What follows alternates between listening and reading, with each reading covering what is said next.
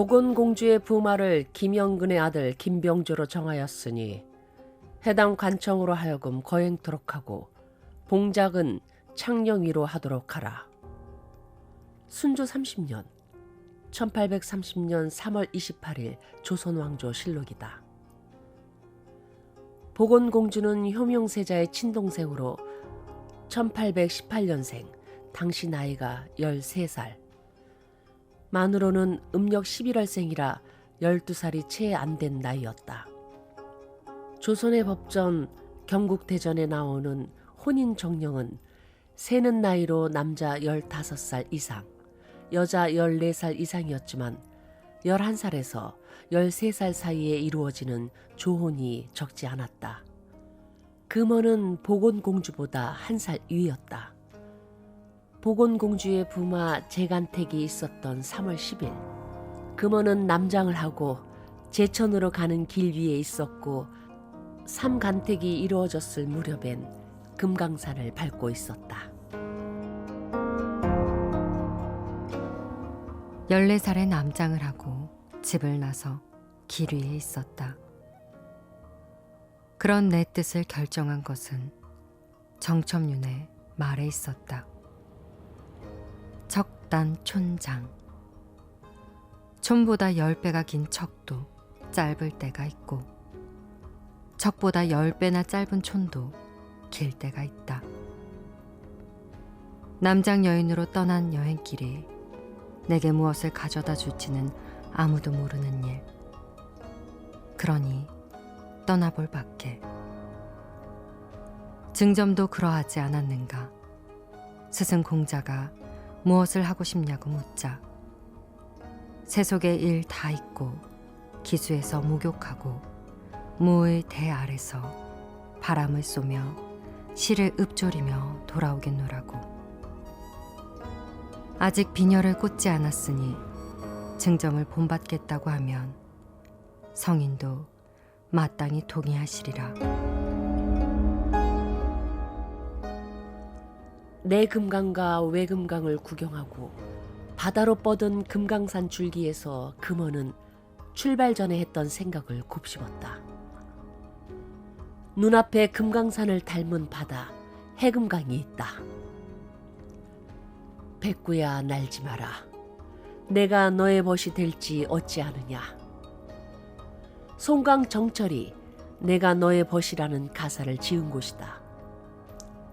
제천 의림지에서 백구를 떠올린 적이 있었지.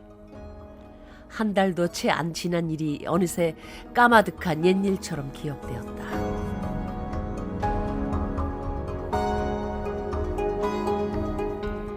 국악방송 특별기획 다큐 음악 드라마 3부작 김구먼의 삶과 작품. 내 소원은 조선의 남자 양반이라오. 제3부 길 위에서.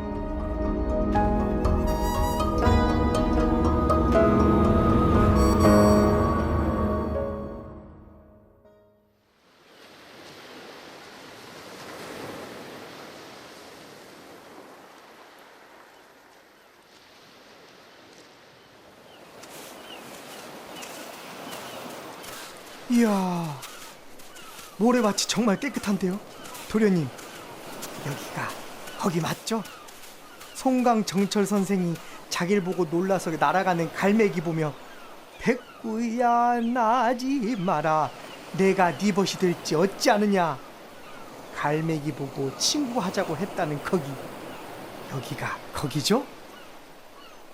그래, 여기가 거기다.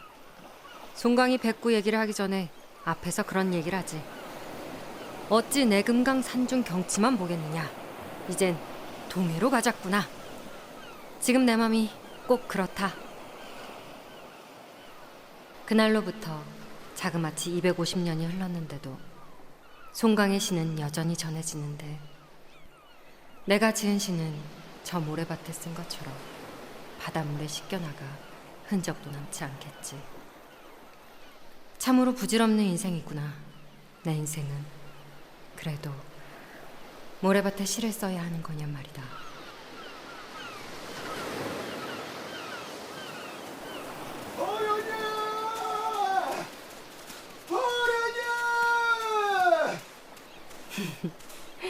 아재는 산보다 바다가 좋은가 보네.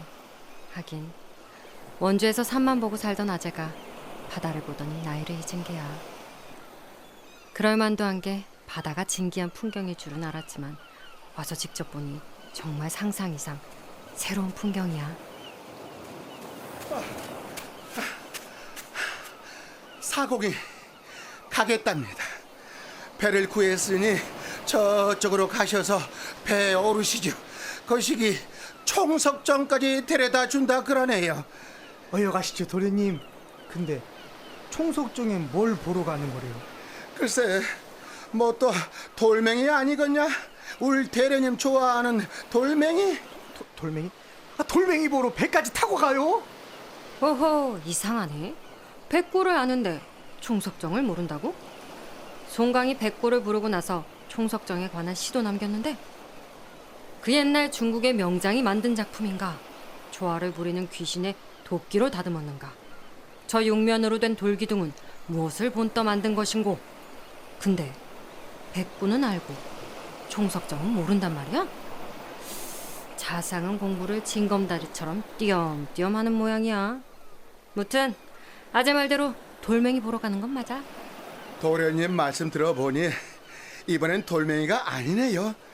돌기둥이지.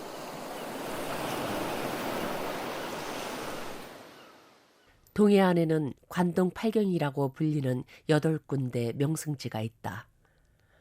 신라시대의 화랑들이 호연지기를 기르던 곳, 고려 말에 안축이 지은 관동 별곡에 나오는 곳, 선조 임금 시절에 정철이 지은 관동 별곡에 나오는 곳, 안축의 관동 별곡이나 정철의 관동 별곡이나 모두 관동 팔경의 기막힌 경치를 노래한 가사들이다. 글로만 보아온 그곳을 직접 보러 가려 하니 금강산을 오를 때처럼 이번엔 해금강을 오르는 기분이었다.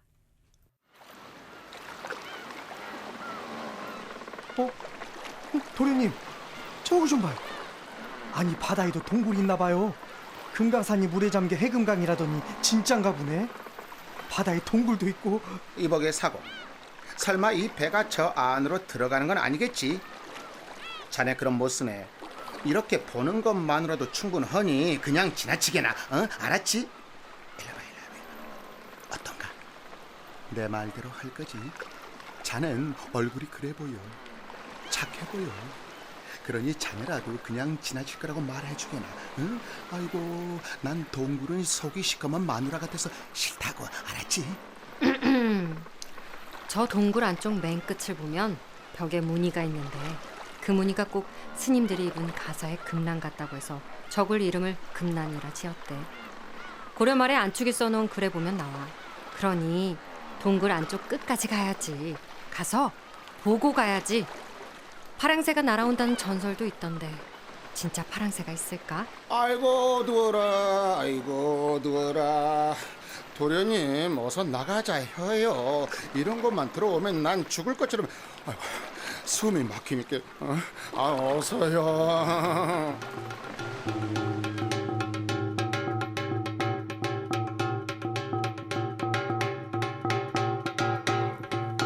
금난구를 다녀온 사람들이 남긴 유람기를 보면 입구를 되돌아 나왔을 때 보이는 곳에 배의 바닥처럼 둥구스름하게 생긴 바위가 있다고 하였다.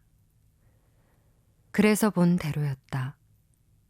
불로초를 뜯으러 왔다가 천벌을 받아 바위가 되었다는 배를 닮은 바위. 안축도 보고 정철도 보고 간 것을 내가 보고 있었다. 그들은 가고 없고 금난굴은 남았으니 인생만 영원하지 않은 거지. 금난굴이란 곳이 다른 나라에서도 보러 오고 그런 곳이었다지 아마? 진짜로 배바위가 있긴 하더라고.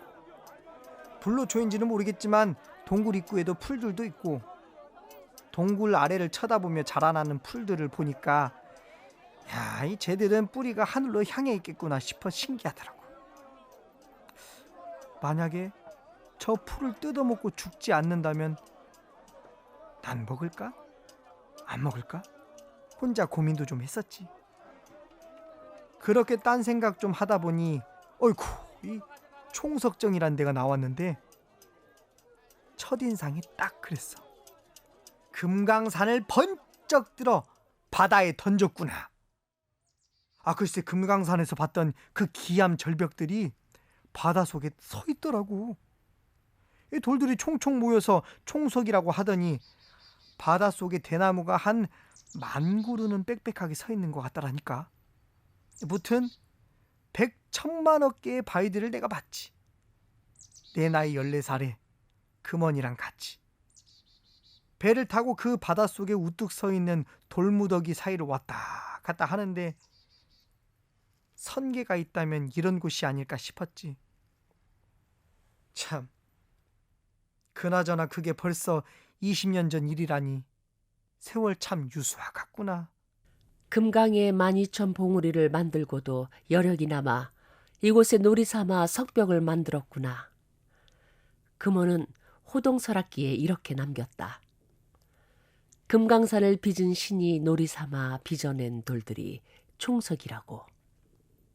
산에서 바다로 내려온 금원, 금강산에서 해금강으로 내려온 금원이 지은 첫 번째 시가 총석정에서 지은 시였다.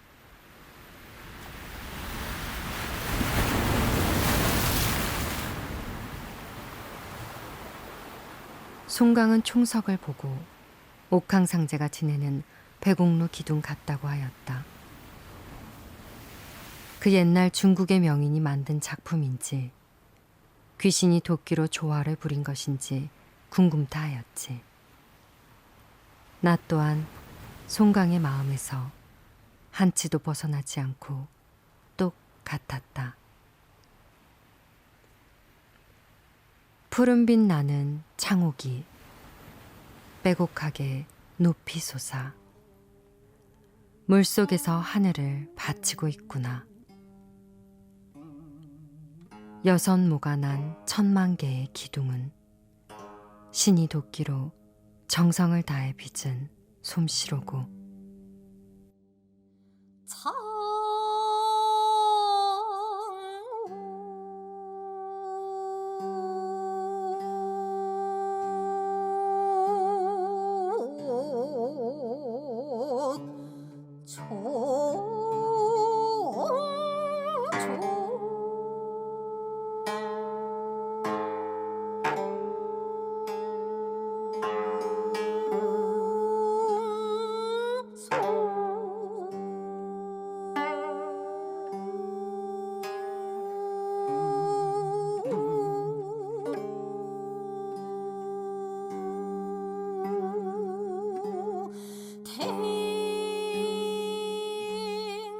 관동 8경 중 금원이 보러 간 두 번째 경치는 36개의 봉우리로 둘러싸여 있고 안에 4개의 섬이 있는 호수 삼일포였다.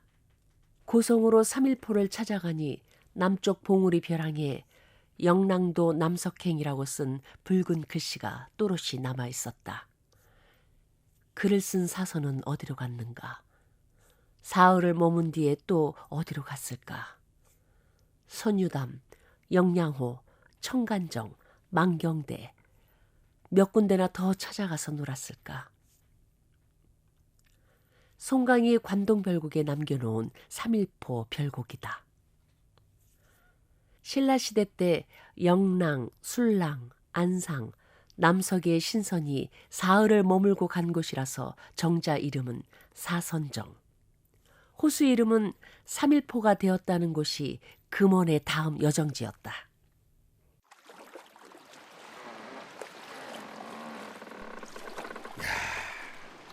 여긴 꼭 엄니 품속 같구만요. 파도도 없고 조용한 것이. 저기 섬에 있는 정자가 사선정인가 봐요. 손바닥만한 섬 위에 손바닥만한 정자가 있네요. 대체 누가 저런 곳에다 정자 지을 생각을 했을까? 이놈아, 누구겠냐? 돈 많은 양반님이지. 난 경치 좋은 곳마다 지어놓은 정자를 볼 때마다 저거 짓느라 고생했을 일꾼들이 생각나서 매미 아프다.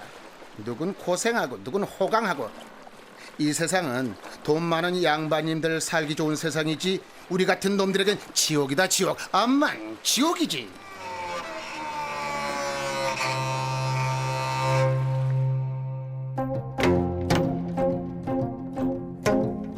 섬이 아니라 바위였다. 바위섬. 바위섬의 정자가 마치 살포시 얹어놓은 듯 놓여 있었다. 배를 메어두는데 사선정이란 편액이 보였다. 저기에 정자가 있으면 좋겠다는 생각을 행동으로 옮긴 인간들. 그들의 생각이, 그들의 재주가 참으로 놀라웠다.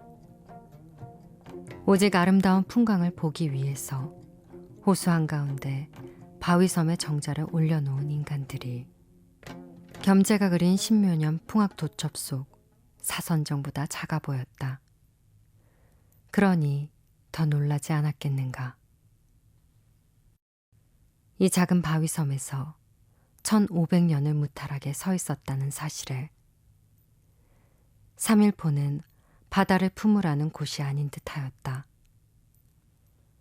1500년 세월에 점처럼 파묻힌 인생들을 품으라는 곳 같았다. 조선에서 남자로 태어나든 여자로 태어나든 양반으로 태어나든 종으로 태어나든 주어진 인생은 한 번뿐.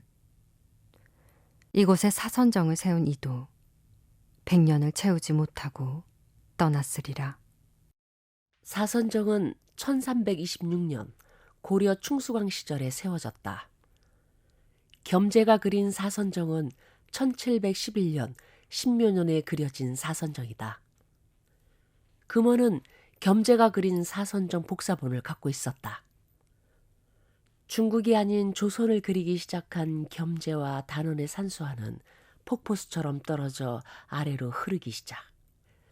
복사본, 미나, 병풍으로 백성들에게까지 스며들고 있었다.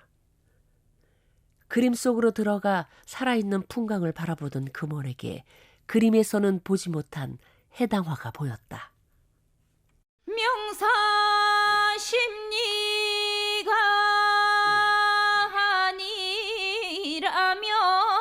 아니라면은 해당화는 왜 피며 모춘 3월이 아니라면은 두견새는 왜 우나.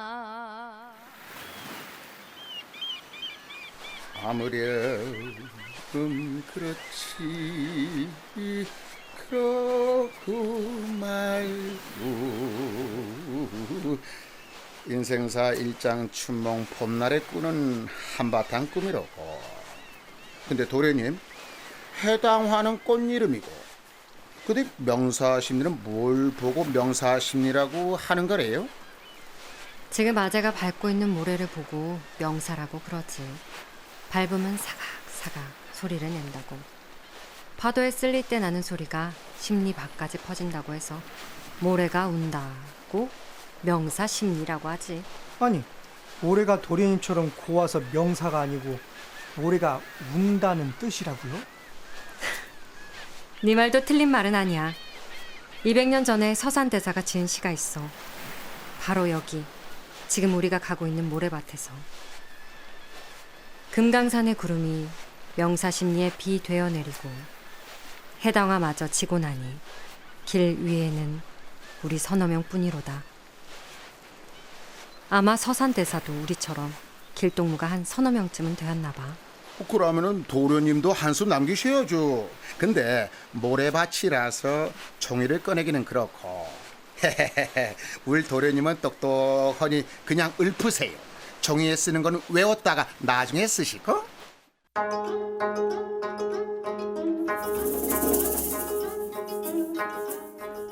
풍광도 풍광이지만 바다로 나가니 풍광보다 사람에 대한 생각이 더 많아졌다. 아무래도 배를 타고 다니니 다리가 덜 아파서 여유가 생긴 듯하였다.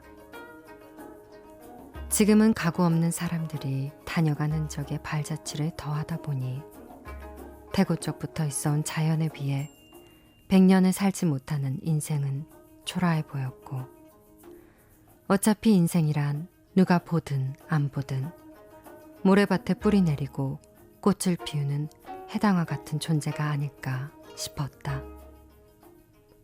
이곳으로 오기 전에 금난굴에서 하늘로 뿌리를 내리며 자라는 풀을 보았다. 모래밭에 뿌리를 내린 해당화가 보인다. 모래밭에 뿌리를 내리면서 해당화는 무슨 생각을 했을까? 태어난 곳에서 갈등하지 않고 최선을 다하는 풀과 해당화가 부럽다. 해당화로 시 한 수를 얻었다. 백화가 만발한 봄은 저물고 오직 붉은 해당화만 남았구나.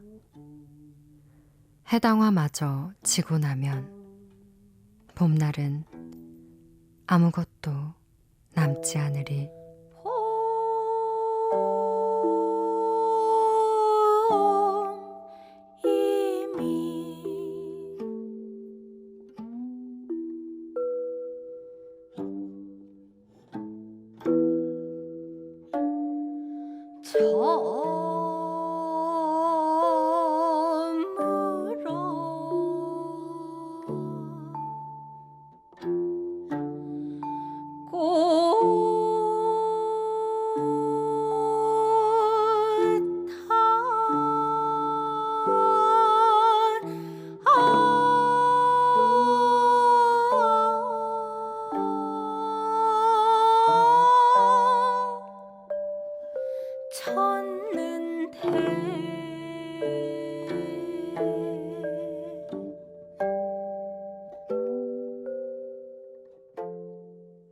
관동 8경 중 3경은 청간정이다.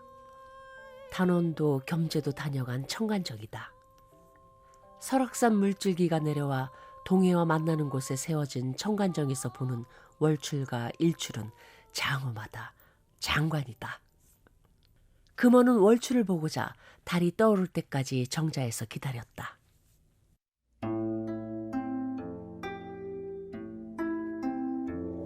갑자기 찬란한 빛이 구름 끝에서 토해져 나오더니 하얀 연꽃 한 송이 같은 반달이 차츰차츰 모습을 드러냈다. 바다 위로 푸른 유리가 펼쳐지는 듯 하더니 정자마루까지 들어왔다. 저무는 봄바람에 마음이 날아갈 듯 했다. 잠이 오지 않아 차 끓이는 아이에게 차를 들이게 하고 먹을 갈아 시 한 수를 썼다.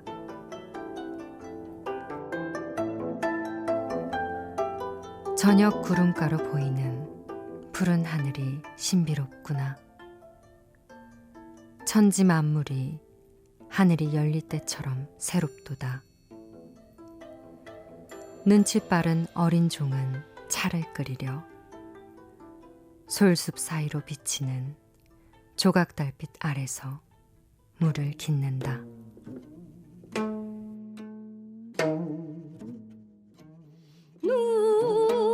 눈치 빠른 아이 종은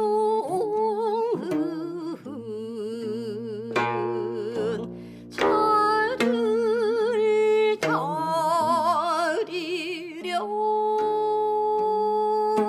솔솔 사이로 비치는 이지러진 달빛 아리 맑은 샘물 기로네.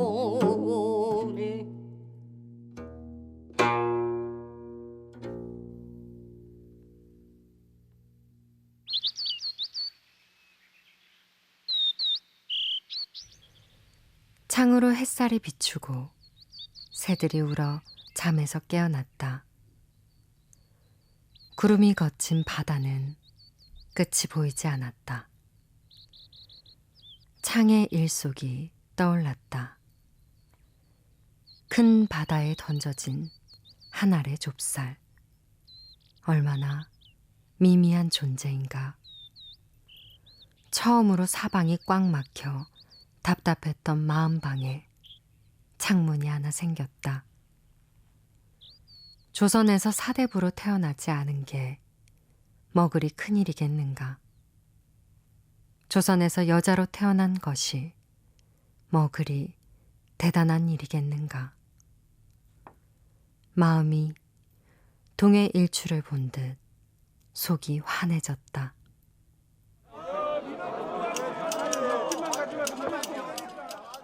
청간정에서 월출을 봤으니 일출은 양양으로 가서 낙산사에서 보기로 했었는데, 이 낙산사가 바로 팔경 가운데 네 번째 사경이더란 말이지. 천년 고찰 낙산사도 볼만하지만 바닷가 절벽에 조개처럼 붙어있는 홍련암도 볼만하고, 먼 바다를 보고 서 있는 것처럼 호젓이 서 있는 의상대도 볼만하더라고. 다들 의상대에서 해 뜨는 걸 본다고 하길래 졸린 눈 비벼가며 자라목처럼 목을 들여서 해 뜨기만을 기다렸는데, 해 뜨는 것도 알고 보니 내가 보고 싶다고 해서 볼 수 있는 게 아니더라고. 해 뜨는데 구름이 잔뜩 끼었다? 그럼 해는 안 보이고 구름만 보이더라고. 옥황상제가 그랬대잖아. 운칠기삼이라고. 구름이 해 뜨는 걸 가리고 안 보여주니까 그런 생각이 들더라고. 그래서 그렇게 인생에 구름이 잔뜩 꼈다, 이 마음에 구름이 잔뜩 꼈다고들 하는 거로구나. 근데 뭐 어쩌겠어. 구름 낀 인생, 구름 낀 마음도 내 건데 잘 데리고 살아야지. 해 뜰 때 보니까 구름이 살짝 비껴줄 때가 있더라고. 그날도 그랬어. 구름이 살짝 비껴줘서 너울너울 붉은 빛이 흔들리며 떠오르는 해를 보긴 봤어.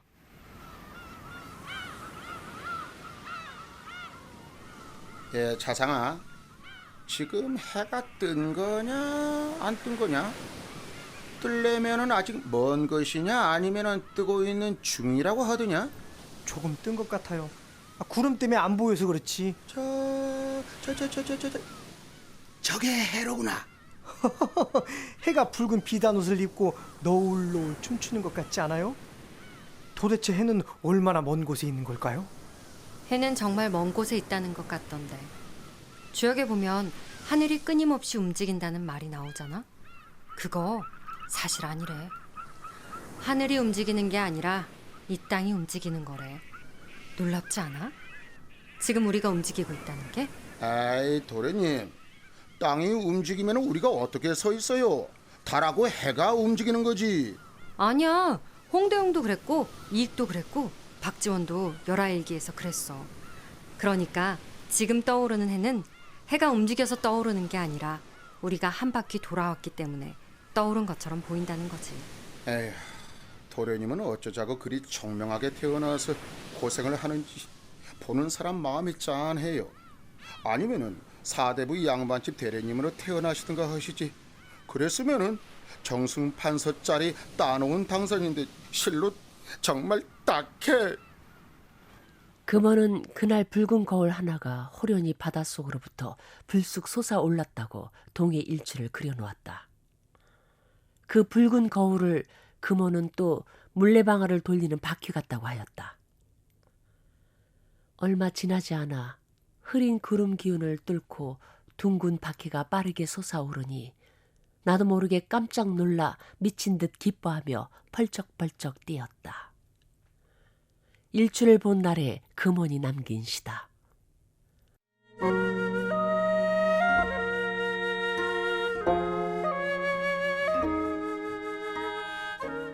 붉은 바퀴가 방아처럼 바다 하늘 구름을 조각내어서 긴 장대로 조각들을 잡아 위로 올리니 바다 하늘 구름들이 이리 뒹굴 저리 뒹굴 수시로 옮겨 다니더니 물 깊고 뗄나무 지고 가는 시골 골목길까지 와서 자욱한 안개 속 상서로운 노을이 가벼운 흙먼지까지 적시는구나.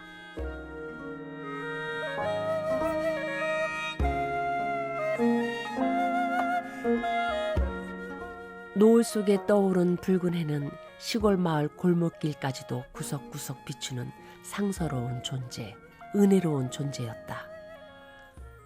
이것이 금원이 의상대 일출에서 본 해의 존재였다. 양반집 서출로 태어나 이런저런 제약이 많은 인생을 살아야 했던 금원.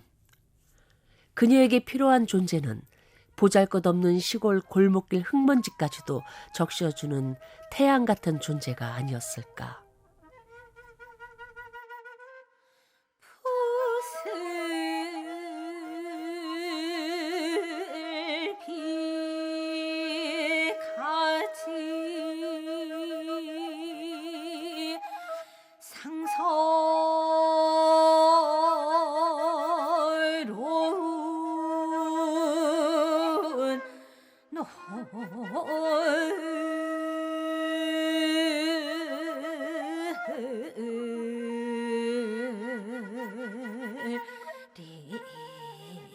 비가지 상서로운 가벼운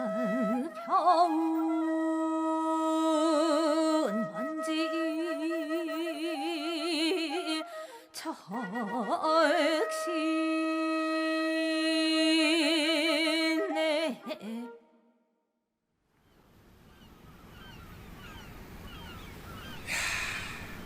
눈앞에 가리는 게 아무것도 없으니 속이 확 트이는구나. 그니까 눈하고 속은 짝짝꿍인겨. 바다를 보면 속도 바다가 되고 하늘을 보면 속도 하늘을 보지. 그러니 자상아, 너도 좋은 것만 눈에 넣어야 된다. 에? 아재 말대로 속이 뻥 뚫리는구만요. 여기가 그 유명한 경포 바다인갑소. 여기 오니까 한양으로도 돌아가지 말고 전기수 해보겠다는 생각도 때려치우고 죽장에 가 쓰고 평생 동가숙 서가식 하며 살아도 괜찮겠다는 생각이 드네요. 아이고, 그 한양으로 돌아가봤자 아버지한테 걸려서 한 번은 죽도록 맞아 할 낀데 그냥 돌아가지 말고 저 압록강 건너 청으로 갈까 봐요. 내 듣기로 말이다, 그런 놈이 하나 있다던데. 삿가 쓰고 다니는 양반이 있다고 듣긴 들었다마는, 얘 자상아, 그러지 말고 넌 한양 가서 사람들 많이 모아놓고 재미있는 이야기를 들려주는 유명한 정기수가 되거라. 삿갓 뒤집어 쓰고 싶거든. 정기수 하면서 삿갓 하나 뒤집었어? 누가 한양에 삿갓 뒤집어 쓴 정기수가 있다 하면은 내 단박에 너로구나 알아들을 테지.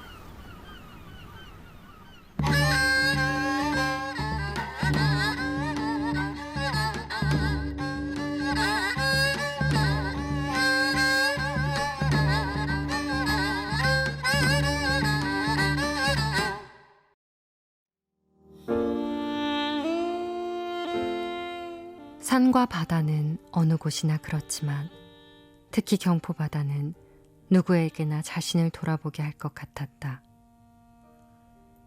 막힘없는 시야와 고운 모래밭, 푸른 바다와 하늘 사이에 서 있는 인간을 한없이 작아지게 하는 곳이었다. 바다를 첩첩이 접어 가슴에 넣고 경포 호수로 발길을 돌렸다.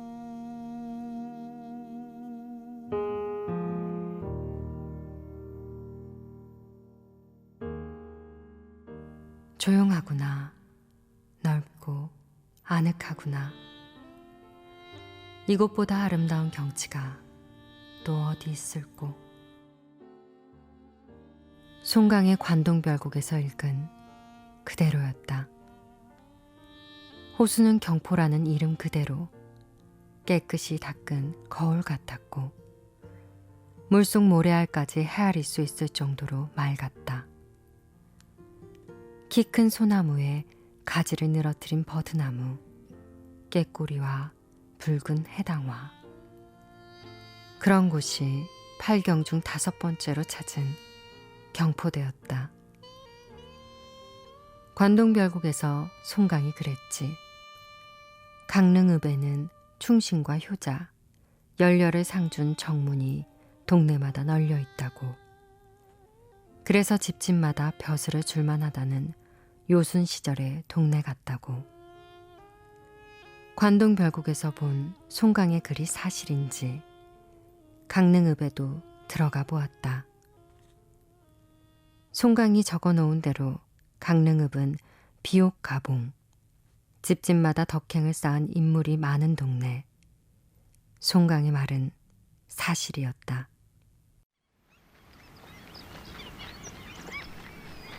저기 성황당이 있는 걸 보니 여기만 넘어가면 주막거리가 나올 것 같네요. 근데 도련님은 참말 알다가도 모르겠쇼. 경포대에서 남쪽으로 내려가야 한다면서, 그럼 내려가다가 주막에 들릴 일이지 왜 굳이 북쪽에 있는 주막에 들리자는 거래요? 내가 책에서 보았느니라. 여기 주무가 그리 인물이 출중하다는 걸. 참말 그런 깊은 뜻으로 시방 주막을 찾아가시는 거래요? 울 도련님 알고 보면 엄청 훌륭하시지요.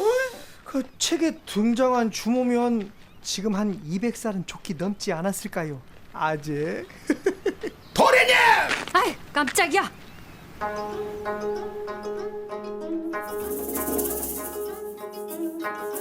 경포대 북쪽으로 유명한 주막거리가 있었다. 금원이 그곳에 가보려는 이유는 심사임당 때문이었다. 금원의 가슴엔 여자도 성인이 될 수 있다고 한 임윤지당도 있었고 자신과 처지가 비슷했던 이옥봉도 있었지만 송강과 같은 하늘을 쓰면서 여인으로 그림과 글을 남긴 사임당과 27살에 세상을 떠나면서 자기가 지은 시를 모조리 태우라고 한 헌안설원이 좀 더 깊은 가슴속에 자리하고 있었다. 사임당과 난설원의 고향이 강릉 아니던가. 금호는 그냥 지나칠 수가 없었다. 사임당이 떠나고 그 자리를 차지한 여인이 주막집 여인 권씨였다. 생전에 사임당은 그 여인의 존재를 알고 있었고 잠시 걸음을 멈추고 사임당과 난설원을 만나보고 싶었다. 여인에게 가장 혹독했던 시절을 살다 간 여인들이 아니던가. 하나 더 있었다. 강릉을 그냥 지나칠 수 없었던 이유가 흠모해온 사임당과 난설원 두 여인 모두 남편의 다른 여인으로 인해 고통받은 여인들이었다. 그렇다면 소실의 서출로 태어나 다시 또 누군가의 소실이 되어 서출을 출산할지 모르는 내가 그녀들의 고통 같은 존재가 아니겠는가. 늘 궁금해하던 답을 강릉 주막거리에서 찾고 싶었다. 하지만 그날 주막에 머무르진 못했다. 사람이 많았다. 많아도 어찌나 많은지 아재 말로는 주막집에 들어가는 순간 남장한 게 들통나서 바로 관하로 끌려갈 것이라고 했다.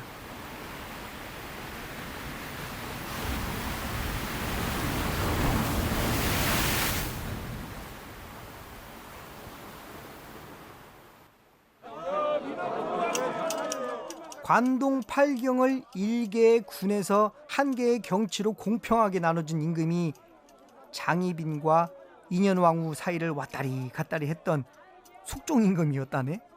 그러니까 사람은 10개 중에 하나를 잘한다고 나머지 9개도 잘한다고 생각해서는 절대로 안 된다니까.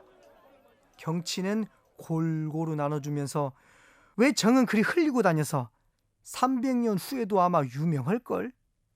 경포대에 가면 숙종이 지은 시가 있는데 그 시도 자기가 직접 와서 보고 지은 시가 아니래.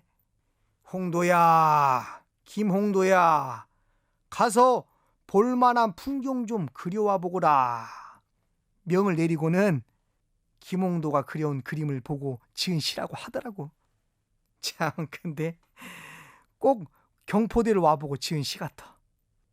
해 뜨는 이른 아침이나 달 밝은 가을밤에 경포대에 올라 경포호를 굽어보거나 호수 너머 동해의 푸른 바다를 대하면 속세는 간데없이 온통 선경이로다. 참나, 와보지도 않고 이리 본 것처럼 시를 지은 거 보면 숙종 임금님이 넘겨짓기 제주꾼이었나벼. 근데 여인네 맴은 왜 그리 넘겨짓지 못해서 궁을 그리 난장을 맹글었는지 여인들한테 얼마나 시달렸으면 숙종 임금이 이후로는 조선에서 절대로 후궁은 왕비가 될 수 없다 법을 맹글어 두르고 돌아가셨겠어? 아무튼 경포대 누각천장에 이 사람 저 사람이 써놓고 간 시들이 있는데 죽장에 삿가 쓰고 다니는 것도 뭐 그리 나쁜 인생은 아니겠지만 먼 훗날 누군가가 이자상이란 사람이 있었다. 이 이름 석자를 기억해주는 인생도 괜찮겠더라고. 그래서 한양으로 돌아가면 유명한 전기수 선생을 꽁지에 불붙은 닭새끼 마냥 쫓아다녀야 하겠구나 결심했지. 그래서 나한테 경포대는 죽기 전에 꼭 한번 다시 가보고 싶은 곳이요. 관동 발경 볼짝시면 내금강 외금강 하고 등을 돌려 돌아보면 바닷속 금강 해금강이라 동천이 열어주는 병사신이 따라가면 해금강 봉우리요 신성계 떠받치며 기둥 서 있으니 관동 발경 제길경 총석정이요 고성으로 들어가면 기둥 타고 내려와 신선들이 도던 데가 제희경 3일포 36개 봉우리라 설악산 물줄기가 동해로 들어가 정관정이로다 월출 일출어여 관동 발경 제3경 장관이라 아이고 이제 무엇을 봐야 이 경치를 이겨낼까 한 잔 술로 달래주고 저 화름 오락가락 보기는 고 제사경 낙산사 이한이냐 답답하던 속에 턱이며 인생사 부지렀다 제호경 경보대라 영정지 송아치 56개 전해라 신선대가 제6경 삼척죽서로 청명한 마음으로 망망대에 쳐다보리 울진 방향대가 제7경이오 이러한 마음에 사시사철 보루는 소나무 심었더냐 제8경 월송정이라 관동 발경하면 속세간이 터지는구나 그들은 그리고 웃어도 보니 관동 발경 여기로구나.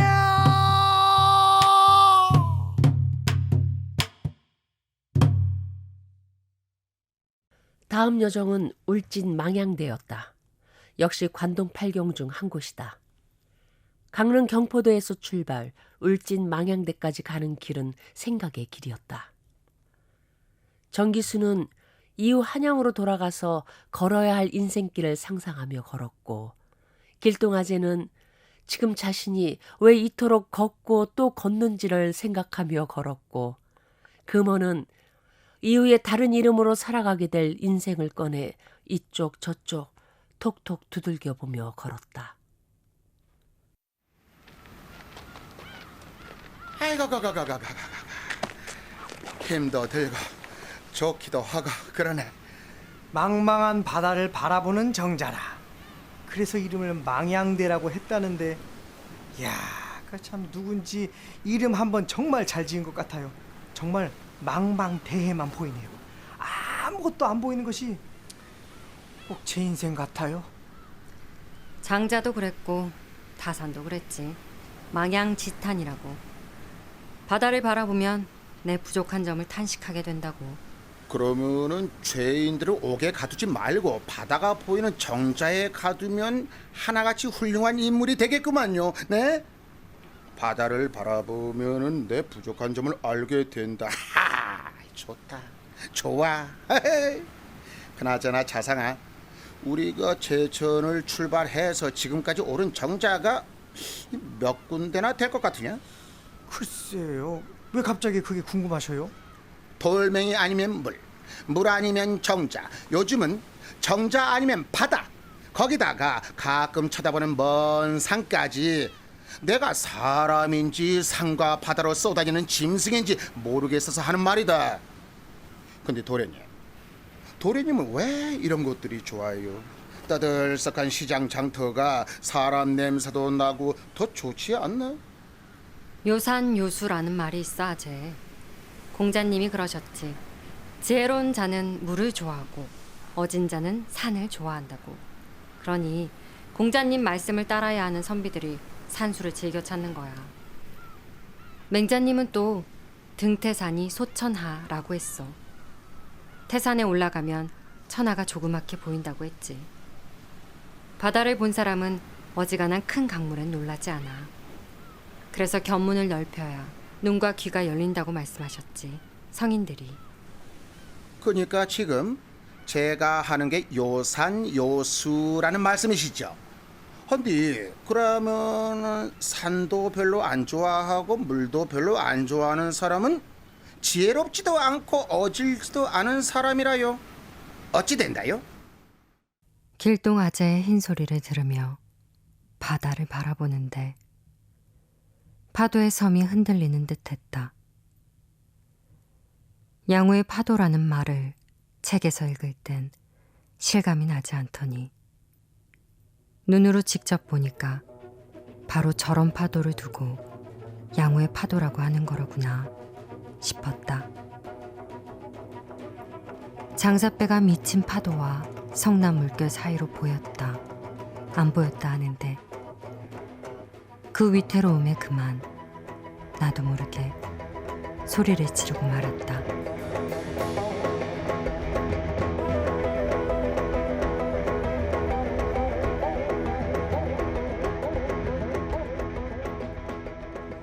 양호는 물에 빠져 죽어 파도의 신이 되었다는 능양곡 제후다. 물에 빠져 죽은 뒤에는 큰 파도를 일으켜 사람을 해치는 악귀가 되었다.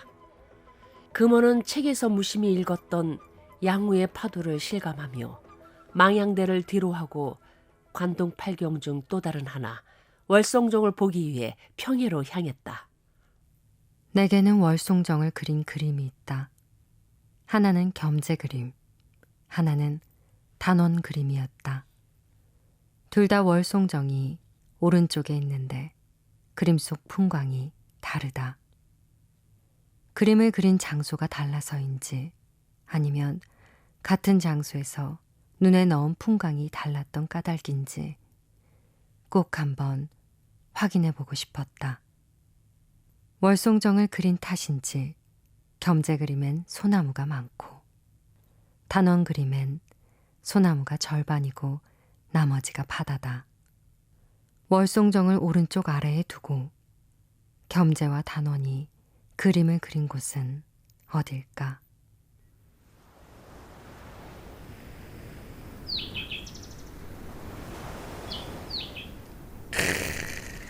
여기도 좋구나. 서울향도 좋고. 근데 도련님, 정자 나이가 한 500년은 좋게 되는 것 같아요.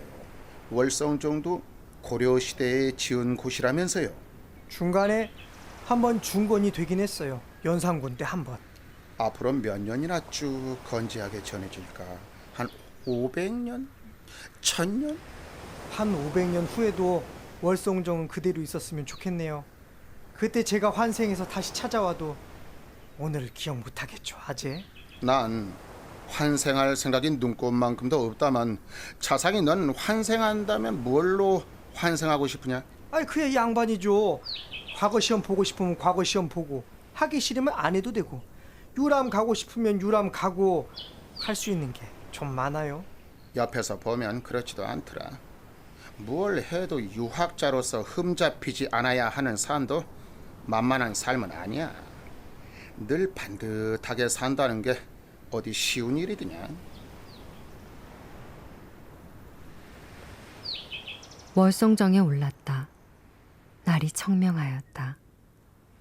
멀리 있는 섬들까지 죄다 보였다.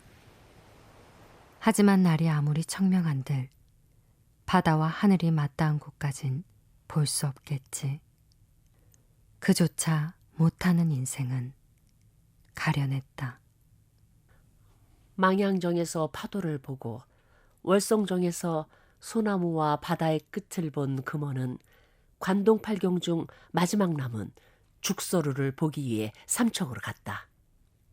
죽서루는 누가 언제 지었는지 모르지만 1266년에 이승휴가 죽서루에 올라 시를 지었다는 기록이 있어 1266년 이전에 지어진 누각으로 추정된다.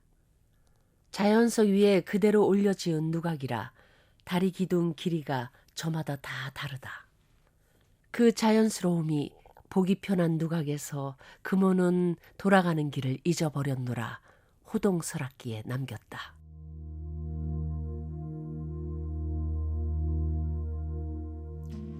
삼척으로 가서 죽서루에 올랐다.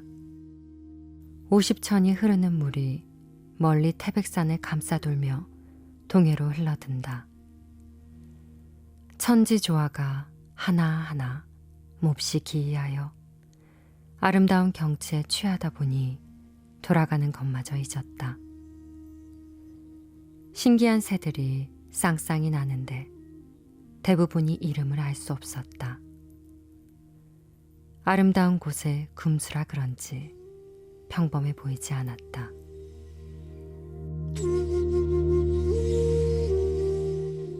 산과 바다, 이 두 가지 아름다움을 함께 보기가 쉽지 않은데 그간 다닌 수백 리 길에서는 둘 다 볼 수 있었으니 관동에서 많은 요산요수 둘 다 동시에 존재할 수 있으리라.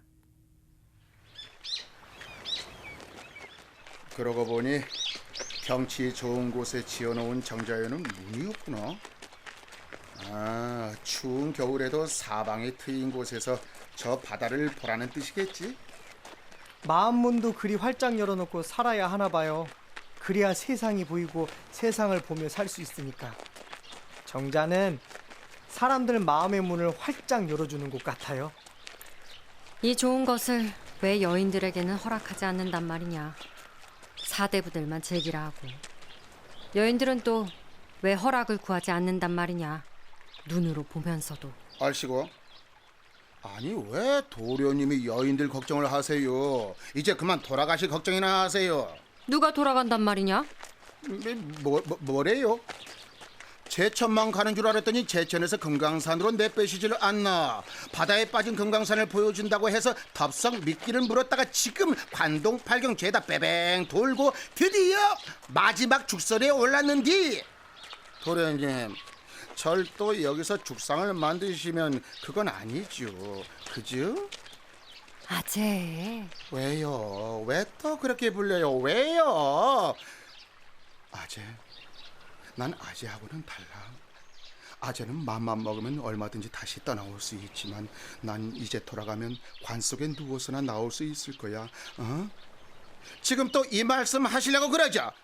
그러고 그리 말똥 굴리듯 돌아다녔는데도 아직 못 가본 곳이 도대체 어디래요? 설악산. 설악산. 그건 또 어디래요? 아니 뭔 놈의 산이 그리 많은겨 대체. 여기서 설악산 가려면 인제로 가야 하죠. 그 어디매쯤 주막에 그리 인물이 양귀비 못지않은 주모가 있다는 소문이 자자하던데. 도련님, 이번엔 그 주막 가서 하룻밤 묵고 갈까 봐요. 그런 건 허락을 안 구해도 된다. 그냥 그러자고 하면 된다. 잠깐만. 아니 주모가 얼마나 인물이 출중하면 양귀비를 잡아먹었다고 소문이 난겨? 잠깐, 그러면은 시방 지금 인제로 가는 거래요? 인제 가면 언제 오나 완통해서 못 사겠네. 그 인제? 금호는 미련이 남았다고 했다. 아마도 설악산을 건너뛰려다 미련이 남아 발길을 돌린 것인지도 모르겠다. 도착했을 땐 붉은 철쭉꽃이 빽빽하게 피어 흐르는 물에 긴 무지개를 들이운 듯 했다고 하였다. 초봄에 출발한 금원의 계절은 어느새 철쭉꽃 피는 봄으로 접어들었고 금원은 어느새 설악산 대승폭포 앞에 서 있었다. 어쩜 그리 질리지도 않는지 길 떠난 뒤로 본 폭포만 여럿이지만 볼 때마다 신비로웠다. 날아 흘러 떨어지길 3,000척 마치 은하수가 9천 하늘에서 떨어지는 듯했다. 200의 식구가 떠올랐다. 눈앞에서 떨어지는 대승폭포와 가장 잘 어울리는 말이었다. 흰 비단이나 백설 같은 표현은 너무도 평범했다. 혹여 옥룡이 은빛 무지개를 허리에 둘렀다고 하면 혹시 그건 또 모르겠다. 우비와 모자를 쓴 김에 가까이 가서 폭포를 보려고 하니 쏟아지는 물줄기에서 뒤어 흩어지는 물방울이 모자를 뚫을 듯 했다. 잠시 후 구름이 걷히자 온갖 산봉우리와 기이하게 생긴 바위들이 신선의 세상에 들어온 듯 눈앞에 펼쳐졌다. 시 한 수를 얻었다. 천봉 우뚝 서 하늘 찌르고 안개가 살짝 거치니 그림도 이보다는 못하리. 좋구나. 설악산의 매우 절묘한 이곳. 대승폭포가 여산폭포보다 낫구나. 천봉도를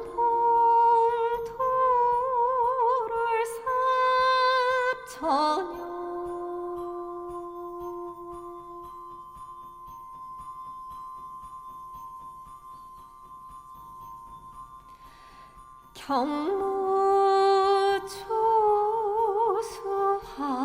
경무초수하불려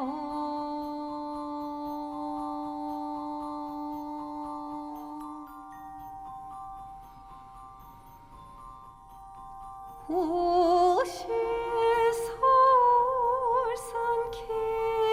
계절초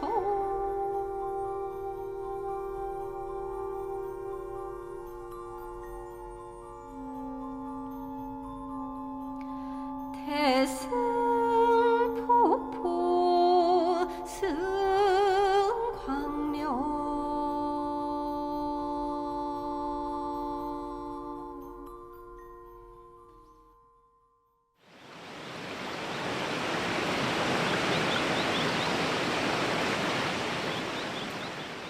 난 그날 세 군데에서 떨어지는 폭포 소리를 들었어. 하나는 눈앞에 있는 대승폭포, 하나는 금원이 시로 읊은 200의 시에 나오는 중국의 여산폭포, 하나는 금원의 가슴에 떨어지는 폭포 소리. 금원에게서 들리는 폭포 소리는 설악산을 들었다 놨다 하는 소리였어.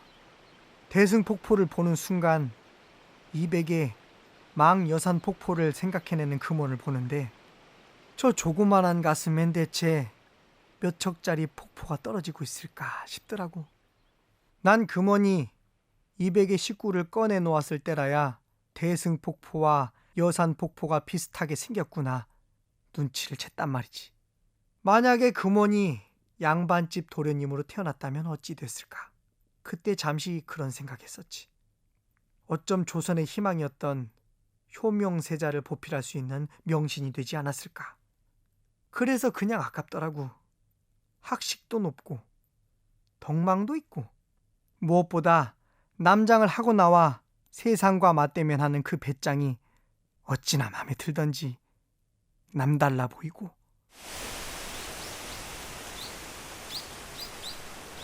아야! 야야야야 엄살은 엄살. 아이고야 내 손이 더 아프다 이놈아.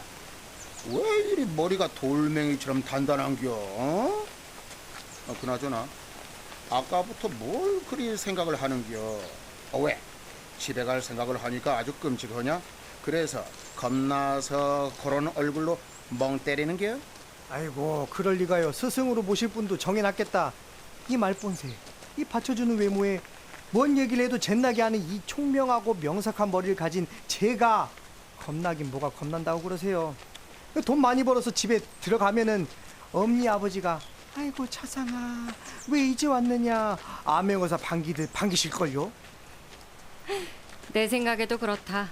그런데 자상아, 정기수가 되려면 뭘 잘해야 하느냐?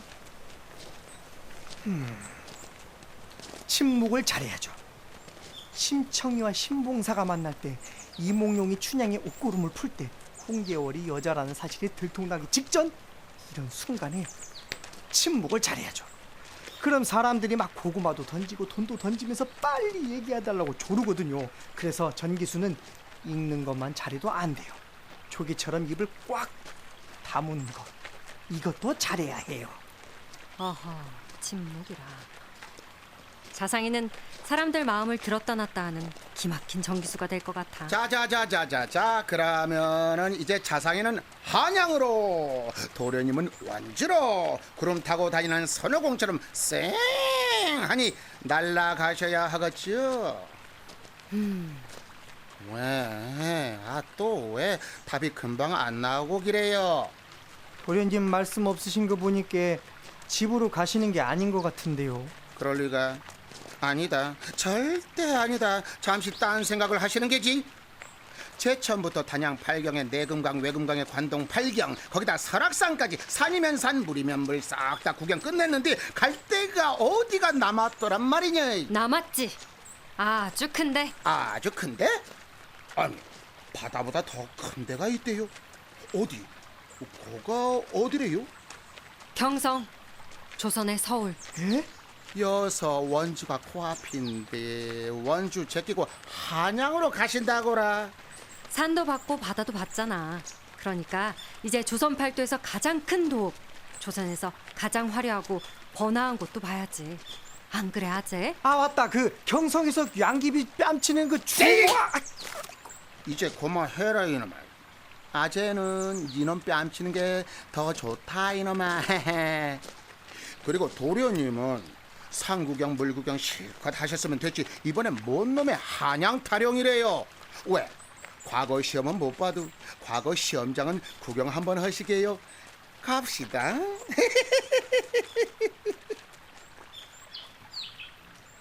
대승폭포를 눈에 넣은 금호는 백담사로 가서 잠시 쉬었다가 수렴동을 찾았다. 수렴동을 찾은 까닭은 사면 김창흡과 청한자 김시습 때문이었다. 김창흡은 아버지와 중조부가 영의정을 지낸 명문 가문에서 태어나고 21살에 진사시에 1등으로 합격했지만 평생 운둔자로 살다 갔다. 금강산만 6번을 올랐고 설악산, 백담사 계곡에서 속세와의 단절을 그리며 영시함을 짓고 들어앉기도 하였다. 김시습은 수양대군이 조카 단종을 내리고 왕이 되자 운둔 생활을 한 생육신으로 나중엔 승려가 되어 백담사 오세암에 머물렀다. 둘 다 금원이 그토록 소원하는 조선에서 남자로 양반집 자제로 학문 역시 깊고도 빼어난 인물이었지만 삶은 둘 다 속세와 멀리 떨어진 곳에 두었다. 서출이어서 여인이어서 김금원이 살아볼 수 없는 삶을 갖고 태어난 김창흡과 김시습은 그들 스스로 원해서 그 빛나는 삶을 내려놓고 자유인으로 살다 갔다. 그들이 스스로 내려놓은 삶을 난 갖지 못해 일이 떠돌고 금원은 수렴동에서 그 옛날 사람 김창흡과 김시습을 만난 후 산과 바다를 떠나 가장 번화하고 화려한 속세로 들어갔다.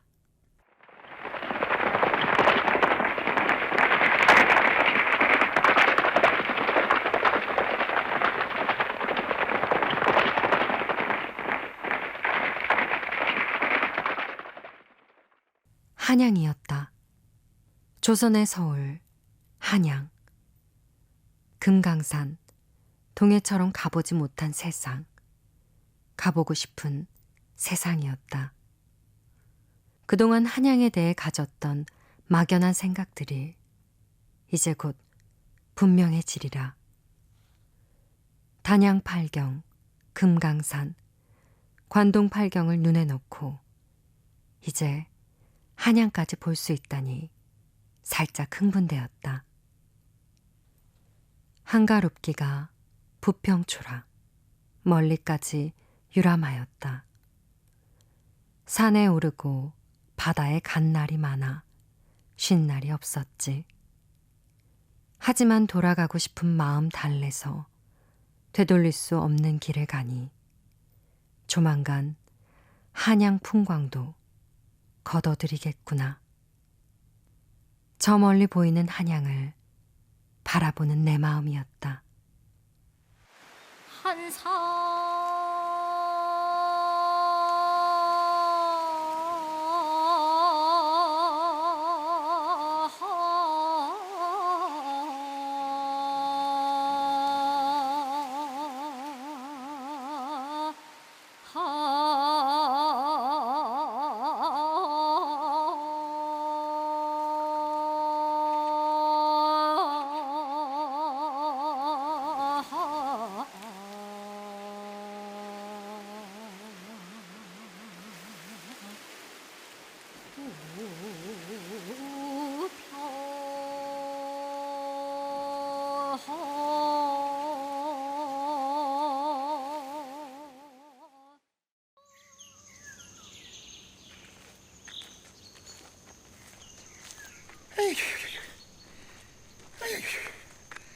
아이고, 내가 산이란 데가 이리 반가운 데인 줄 몰랐네. 이제야 좀 살 것 같네. 아이고.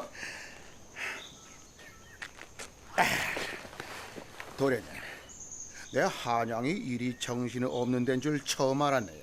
전 한양에서 태어났는데도 금강산을 보고 오니 전에 제가 알던 한양이 아니네요. 낯설어요. 오, 그렇구나. 차상이 너는 고향이 한양이로구나. 그럼 여기서 보면은 네 집이 보이느냐? 어느 쪽이더냐? 집이 저기? 아님 저기? 아이고, 야, 한양은 집도 참말로 많구나. 아마 저쪽일 거예요. 말리제 넘어거든요. 오, 그렇구나. 그럼 이제 헤어져야 하는 거냐? 아니에요. 제가 순성길도 알려드리고 한양 떠나실 때까진 아재 곁에 딱 붙어 있을게요. 이 자식, 이 찰찰 넘치는 의리 좀 보소. 어쩐지 제천에서 봤을 때 날 보는 듯 하더라고. 눈썹도 말이다, 우리 둘 다 수검댕인 눈썹이 아니더냐. 의리 하면 또 수검댕인 눈썹이지. 근데 차상아, 순성길은 또 뭐냐? 도성 40리길을 한 바퀴 휙 도는 거예요. 새벽에 떠나면 해질 무렵쯤 돌아와요. 중간에 힘들다고 포기하는 사람들도 있는데, 근데 우린 한 달을 걸어 다녔잖아요. 이 단단해진 다리로는 아마 우린 해가 중천에 있을 때 끝낼지도 몰라요. 아, 한양엔 그런 길도 있다냐? 참말로 희한한 길도 다 있구나. 과거 시험을 보러 온 선비들이 급제를 빌면서 돌던 길이래요. 도성의 둘레는 40리나 되는데 한 바퀴 돌아 안팎의 화류를 구경하는 것은 멋있는 놀이다. 새벽에 출발해야 저녁 좀 칠 때쯤 다 볼 수 있는데 산길이 깎은 듯 험해 지쳐서 돌아오는 사람이 많았다. 정조임금 시절에 유득공이 지은 경도 잡지에 나온다. 길동아재와 자상이가 너스레를 떠는 동안 금원의 눈길은 오래도록 창덕궁에 머물러 있었다. 20년 후 금원이 오래도록 보았던 남산 아래 풍경이 호동설악기에 고스란히 실렸다.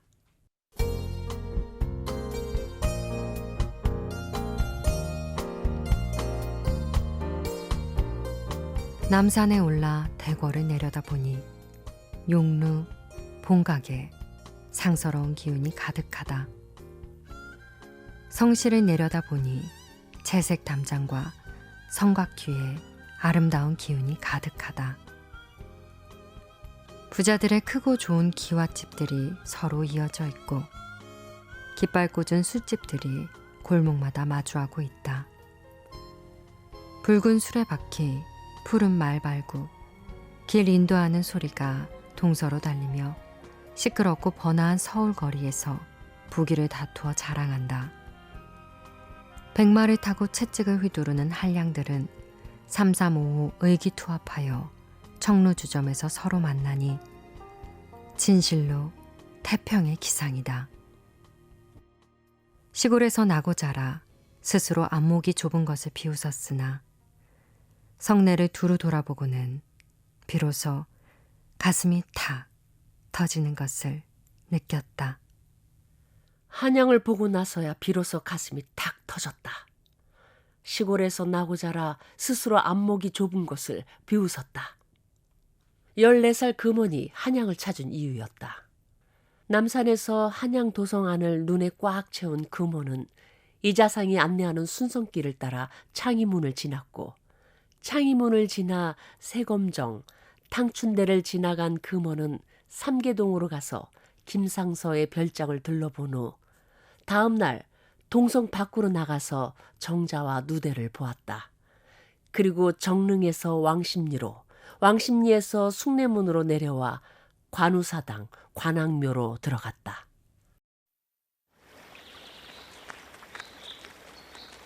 꽃향기 좋고 풀향기 좋고 계곡 물소리 좋고 좋고 물 따라 바위 따라 오다 보니 떡하고 크게 있네. 아이고, 그럼 그렇지. 여기서 또 정자를 보게 되는구나. 이름은 세검정이야. 여기서 검, 칼을 씻었다는 뜻이지.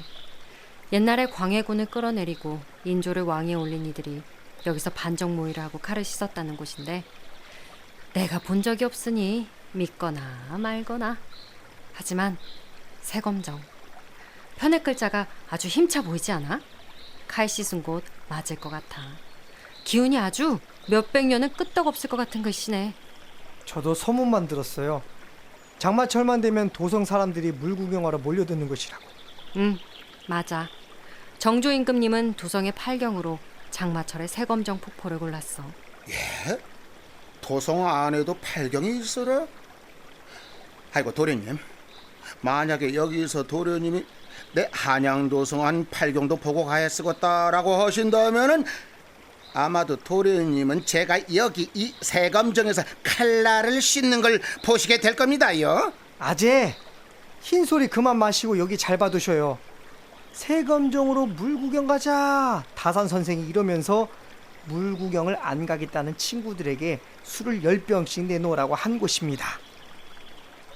저 세검정이라는 글씨를 보고 임금 글씨가 명루를 제압하는구나 시도 썼어요.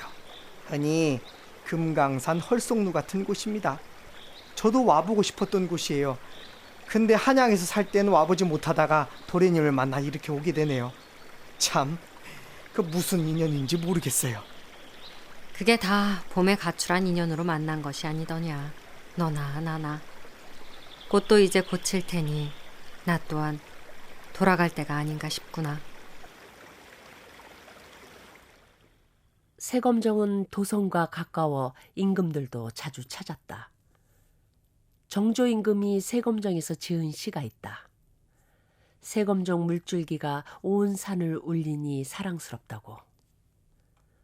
세검정 가까이 탕춘, 봄을 아주 방탕하게 즐긴다는 탕춘대가 있다. 연산군이 좋아했다는 곳이다. 금원은 세검정과 탕춘대를 보고 실 같은 계곡을 따라 삼계동으로 갔다. 실 같은 계곡에는 별서, 별장이 많았다. 추사 김정희의 별서, 훗날 영의정에 오르는 안동김씨 가문의 유관 김흥근의 별서가 있었다. 김흥근의 별서에는 청나라 장인이 직접 와서 지었다는 정자가 있었다. 훗날 정자 주인은 흥선대원군으로 바뀐다.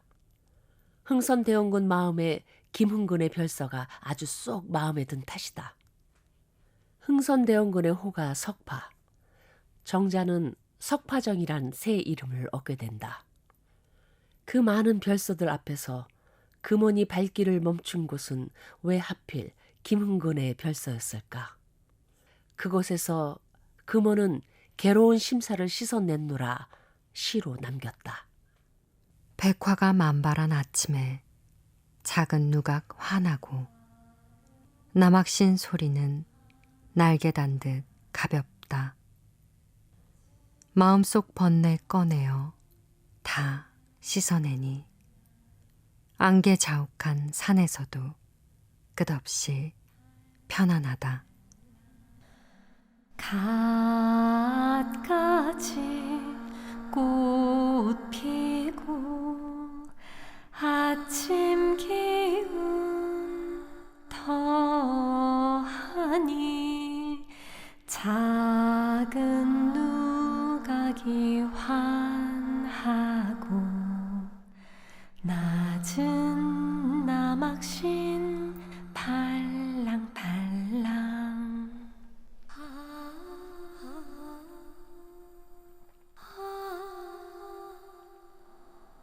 날개 돋은 듯 가볍다 괴로운 마음 펼쳐내어 다시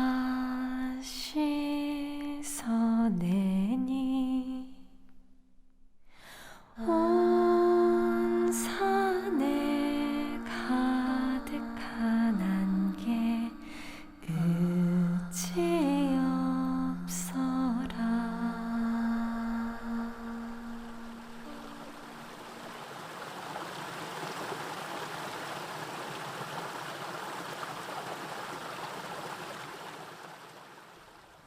유간 김은근의 별서를 찾았던 다음 날, 금호는 동성 밖으로 나가 정릉과 왕십리로 내려와 숭례문으로 갔다.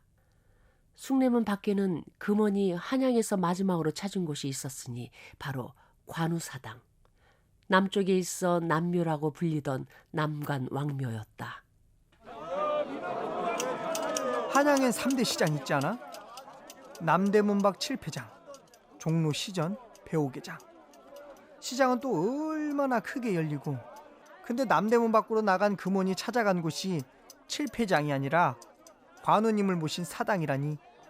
종로 시전거리, 유기전, 광통교 서화방과 구리개 약방거리, 거기를 가면 전기수들을 만날 수 있는 청기천을 죄 나몰라라 하고 찾아간 곳이 관우사당이라니. 그것도 14살 여인이 남장을 하고. 참나, 설마 관우가 환생한 건 아니겠지? 내가 속으로 그런 생각을 하며 따라다녔던 기억이 나네. 여인이 관우사당을 찾은 것만 봐도 금호는 예사롭지 않은 인물이었어. 그때나 지금이나 세월이 20년이나 흘렀는데 그때 일을 이렇게 글로 써서 책으로 남기다니. 이게 어찌 보통 여인네들이 하는 일이겠는가? 심지어 호동 설악기를 쓰는 이유가 후대까지 이름을 남기고 싶은 거라고 했으니, 금원이 남장을 벗고 여인으로 돌아갔다 한들 금원은 여인으로 돌아간 게 아니야.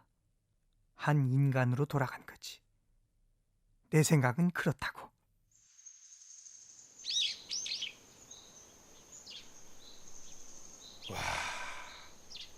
이 누의 눈썹, 봉의 눈, 은은한 눈빛, 대추빛 얼굴, 오징어 머리 닮은 수염의 이 의로운 기운.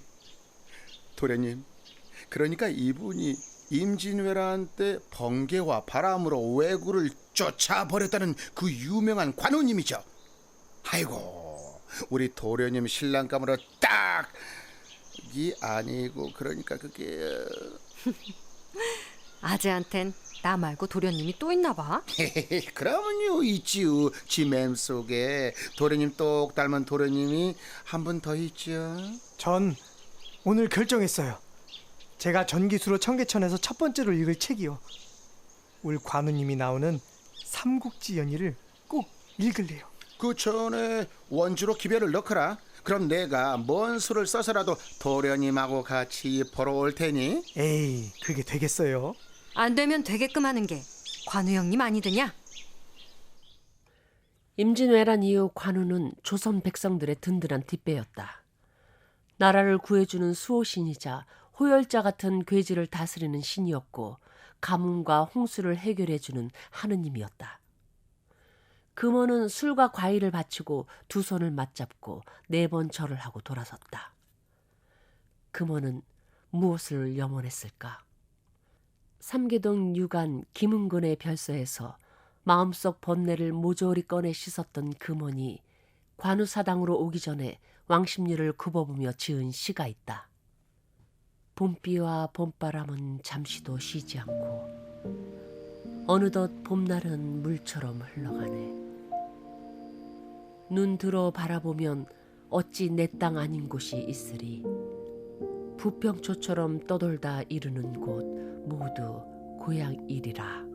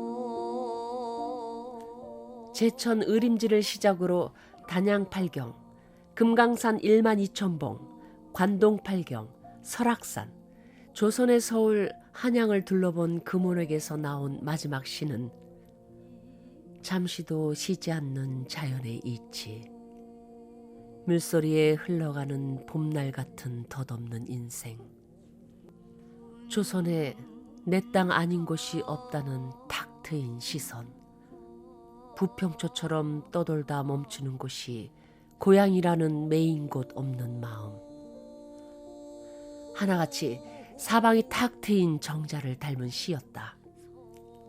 산, 바다, 산과 바다가 트이게 해주지 못한 금원의 가슴은 조선에서 최고로 큰 도읍 한양이 트이게 해주었다.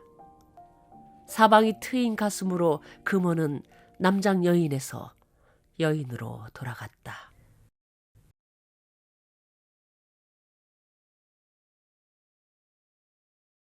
하물며 사람의 정이란 끝이 없는 것이다. 군자란 족함을 알아 능히 그칠 줄 알기에 절제하여 지나치지 않고, 소인은 감정을 가볍게 따라 바로 행함으로 정에 흘러 돌아가기를 잇는다. 내가 뛰어난 경치를 두루 감상하였으니 오래전부터 품어왔던 소원을 이제 멈출만 하다. 다시 그 본분으로 돌아가서 여공에 힘쓰는 것이 좋지 않겠는가.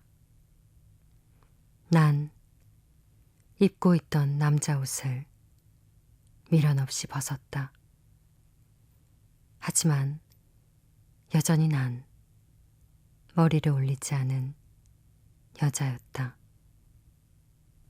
원주로 돌아온 금호는 스스로 원주 관아 기적에 이름을 올린다. 금행. 이후 금원이 규당 학사 김덕희의 소실로 들어가기 전까지 불린 이름이다. 금행은 한양 도성까지 이름을 알린 유명한 시인이다. 아씨! 금행아씨, 이번엔 한양 예조 판사한테 서찰이 왔으나 생일 잔치에 아씨를 꼭 모시고 싶다고.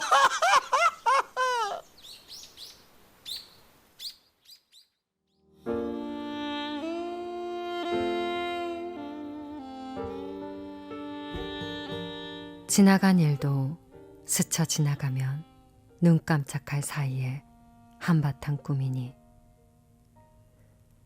글로 전하지 않으면 누가 지금의 금원을 알겠는가.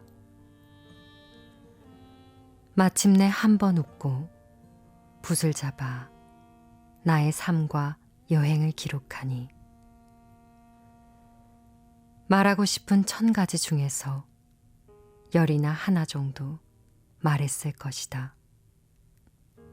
읊은 시들도 흩어져 잃어버리면 거두어 들일 수 없게 될까. 그 역시 간략하게 기록하여 한가한 가운데 누워서 보고 즐기는 자산으로 삼고자 한다.